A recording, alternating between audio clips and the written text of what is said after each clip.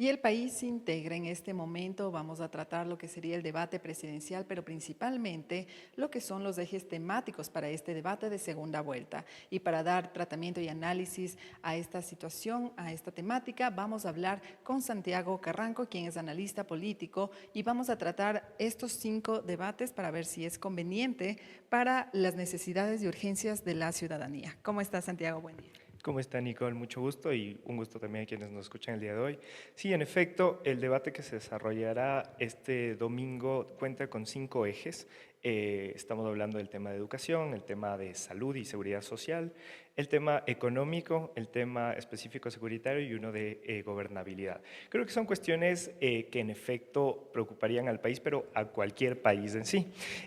No sé si específicamente como nos dio el CNS sería el orden de preponderancia de los ejes temáticos dentro del debate, pero de una u otra forma creo que las dos cuestiones más importantes en este momento sería el tema económico y el tema securitario.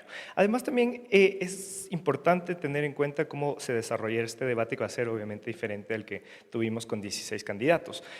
¿Por qué? Porque van a tener un poco más de tiempo en sí los candidatos para poder desarrollar no solamente sus propuestas, sino algo que no hemos encontrado en sus planes de gobierno, cuando, por ejemplo, desde el observatorio, desde la misión de observación electoral de la UID y también desde el observatorio de temas electorales de la UID, hemos revisado los planes de gobierno y nos damos cuenta que en efecto hay propuestas desde ambos candidatos, pero carecen justamente de procedimientos específicos de cómo vamos a llegar y cuáles son los ejes en sí de evaluación de esas propuestas. Entonces, eso es lo que a mí me interesaría como ciudadano saber en el debate. ¿Por qué? Porque existen muchos observatorios de política en todos lugares en sí que lo que hacen de una u otra forma es resumir esto o sintetizar en sí esto, pero lo que no tenemos en cuenta es la información específica del procedimiento de cómo hacerlo. Entonces, eso va a ser lo importante y esperemos que las preguntas y el comité de debate haya sido responsable con este tema para que las preguntas vayan hacia ese tema.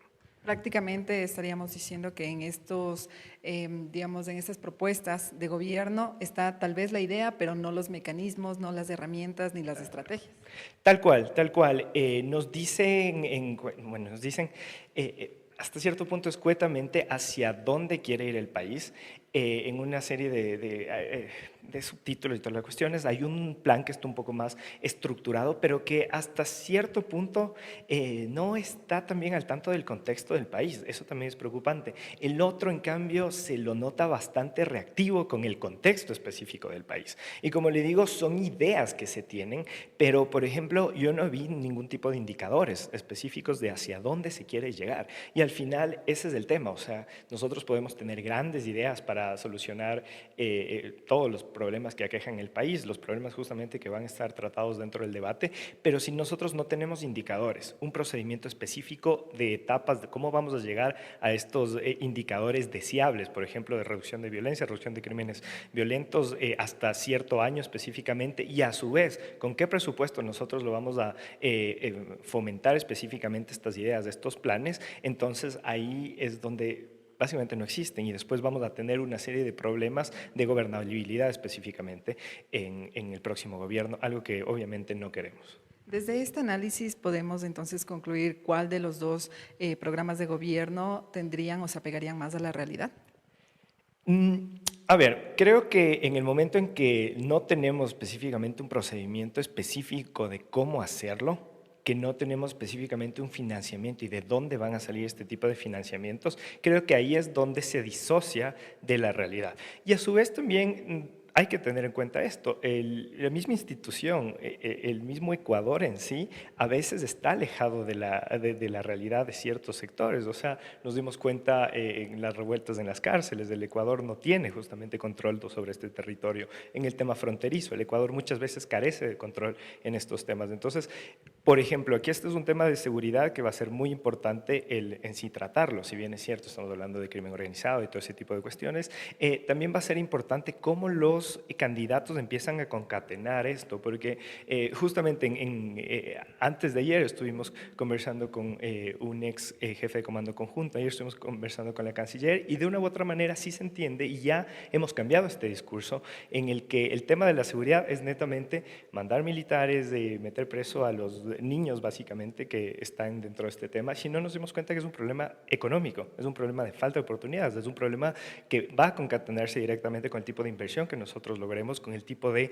liquidez que puedan tener en sí las familias, con el tipo de liquidez que van a tener las empresas y obviamente los ciclos económicos del Ecuador para que sean obviamente de bonanza y que puedan acaparar a estas masas poblacionales, sobre todo de jóvenes, para que no vayan al crimen organizado. Entonces, eso también quisiera ver, y en el momento también que nosotros sacamos de estos ejes, creo que no se va a permitir esta concatenación. Esto creo que tendría que pensarlo mejor también el comité de debates. Espero que no sea así, pero espero también que la habilidad de los candidatos sea lo suficiente para atender estos problemas de esta forma. Si no, ahí sí ambos estarían muy alejados de la realidad y un problema que ya el Ecuador mismo lo tiene. En el eje económico, por ejemplo, tenemos, digamos, varios problemas, varias situaciones que se han dado aquí en el país que sí necesitan una solución real. Frente a esto, también hay otra preocupación de la ciudadanía y es con este tema coyuntural de la dolarización de los ecuadólares, como los denominan también. ¿Cómo se vería tal vez al momento de hablar aquí en el debate presidencial este tema? A ver, ahí veo que, por ejemplo, digamos, ambos movimientos políticos han cometido hasta cierto punto una respuesta bastante reactiva a esta coyuntura. ¿Por qué? Porque en efecto, desde la Revolución Ciudadana se planteó específicamente que el dólar sea la única moneda oficial que pueda circular en el país. Y después, desde un decreto presidencial, hace lo mismo Noboa, independientemente de los problemas que tuvieron antes. Esto genera un problema. ¿Por qué? Porque en efecto, yo creo que ningún ecuatoriano, ningún economista, ningún experto en el tema de finanzas internacionales te va a decir que en este momento es una buena idea nosotros que nos alejemos del dólar. O sea, de ninguna forma. Pero también hay que apegarnos a las realidades mundiales. Por ejemplo, este es un tema. En Brasil, cuando recién estuve, todo mundo tiene medios de pagos digitales, ¿no es cierto? Nosotros aquí en Ecuador también tenemos medios de pagos digitales, pero que son a veces restringidos. ¿A quién? A quien tiene un smartphone, a quien tiene un cierto banco o a quien tiene ciertas cuestiones tecnológicas. Pero ese mecanismo específico ya se aleja justamente de la dolarización. Cuando, por ejemplo, van a alguna cafetería específica que tiene este tema de quieres recargar tu saldo, ese es un tema que no son dólares específicamente, sino son puntos específicos de esa cafetería. Entonces, hay que entender que estos temas de decir solo en Ecuador se puede circular dólares y nada más, es hasta cierto punto una idea un poco retrógrada per se, porque la idea es que esto se lo trate de forma técnica y no de tema político, porque últimamente también he visto un montón de comentarios de que la digitalización es desdolarizar y eso no tiene ningún tipo de sentido. Entonces, regresando al ejemplo de Brasil, eso es muy interesante porque desde el Estado, por ejemplo, se transformó esta digitalización e inclusive quienes venden en las calles tienen unos aparatitos en los cuales pueden cobrar sin la necesidad de internet, sin la necesidad de un smartphone. Entonces, eso es lo que, por ejemplo, desde el Estado se debería estar planeando y no estas cuestiones de sí, vamos a proteger la dolarización poniendo decretos medios retrógradas en sí y obviamente malinformándonos completamente de un montón de, no sé si son si analistas o pagados políticos que te están desinformando al país. Entonces, yo creo que eso estamos claros. O sea, nadie creo que quiere desdolarizar. No hay forma de desdolarizar este país. O sea, no tenemos la capacidad técnica, no tenemos la capacidad económica de hacerlo. O sea, es imposible hacerlo. Pero sí necesitamos una transformación digital y que esas dos cuestiones no se mezclen, porque ese es el problema. Estamos mezclando cosas que no tienen que ver la una con la otra. De estos 5 ejes temáticos, podríamos analizar tal vez o prever cuál de ellos serían los más, digamos, fuertes para cada uno de los candidatos, en donde incluso cada uno de ellos se podría destacar más. A ver, creo que eso también va a depender mucho de la habilidad de cada uno de los candidatos. Tenemos políticas marcadas específicamente, pero creo que en este momento hay temas sensibles, que más bien eso es lo que va a condicionar el tema de los candidatos. Por ejemplo, y vamos a la cuestión específica de política exterior, no tenemos un eje de política exterior, me parece una irresponsabilidad también desde el comité de debates porque ya se comprometió a hacerlo, pero nos dijo que va a poner ciertas preguntas. hay dos cuestiones que les puede comprometer en sí a los gobiernos. Un tema súper sensible para Daniel Noboa es el tema de México y el tema del respeto al derecho internacional y el respeto mismo a las instituciones per se. Creo que un tema que todavía Luisa González no ha definido es el tipo de apoyo que va a tener a gobiernos como Venezuela o Nicaragua, que creo que en este debate podría justamente frente a todos los ecuatorianos ya específicamente hacerlo, independientemente de que sean gobiernos afines ideológicos, tener una postura como ecuatorianos sobre gobiernos que en efecto no transparentan específicamente sus procesos electorales. Creo que eso es una posición que todos merecemos saber. Pero por otra parte, tenemos también problemas coyunturales, que eso seguramente van a ser cuestiones que afectan, que alejados justamente de los problemas estructurales de la nación, van a tal vez hacerles un poco cojear a ambos candidatos. En este sentido, bueno, esta semana estuvo también manchada en todos los medios por estos temas de los chats del exconsejero del Consejo de Participación Ciudadana. Tal vez se lo comente, aunque en las reglas del debate dice específicamente que no se puede tratar de temas personales. Esperemos que ahí los moderadores tengan, bueno, sí son expertos obviamente en el tema de las entrevistas, pero que puedan en sí controlar estos temas. Y por otra parte también dentro del el oficialismo, dentro del gobierno de Daniel Noboa, ¿qué tenemos en este momento? Tenemos una crisis específica en Esmeraldas, entonces hablar de estos temas obviamente le va a hacer cojear en este momento. También tenemos un tema aquí que dio pronunciamiento el CNE una vez que ya se perdón, articuló lo que son los protocolos para el debate presidencial y ahí señalaba que en esta ocasión van a existir lo que son las preguntas cerradas. ¿Usted qué opina acerca de que se incorpore esta modalidad en el debate?